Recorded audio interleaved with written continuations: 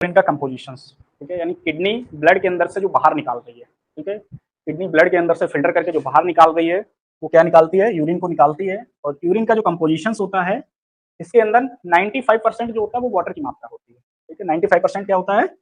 Water होता है, 95-96% water होता है और लगभग 4% वो अदर सब्सटेंस होते हैं जिसके अंदर क्या है, क्रिएटिन, अमोनिया, यूरिक एसिड, ठीक है, डिजॉल्व साल्ट एंड आयरन्स हो गया और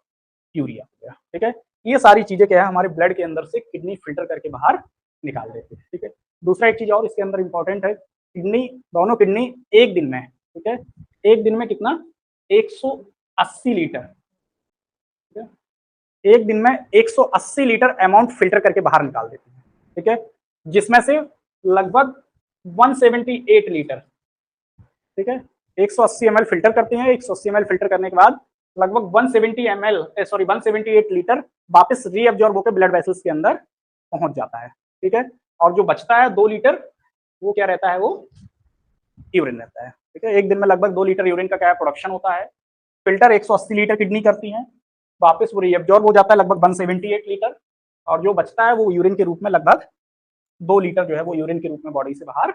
निकल जाता है, क्लियर। अब ये 180 लीटर फिल्टर किस तरीके से होता है, वापस एक 178 लीटर एब्जॉर्ब किस तरीके से होता है, ये सारी चीजें जब आप यूरिनरी सिस्टम को डिटेल में पढ़ोगे तो उसमें आपको ग्राफ के माध्यम से, बाकी फिगर के माध्यम से इजीली समझ में आ जाएगा कि फिल्टर किस तरीके से हो रहा है और वापस रीअब्जॉर्ब किस तरीके से हो रहा है।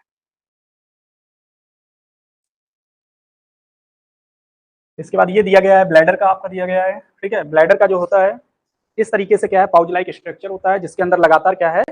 यूरिन का जो है स्टोरेज होता रहता है, ठीक है, यूरिन का क्या है, कलेक्शन होता रहता है, और जब ये फुल हो जाता है तो क्या है, यूरेथ्रा के द्वारा क्या है ये बाहर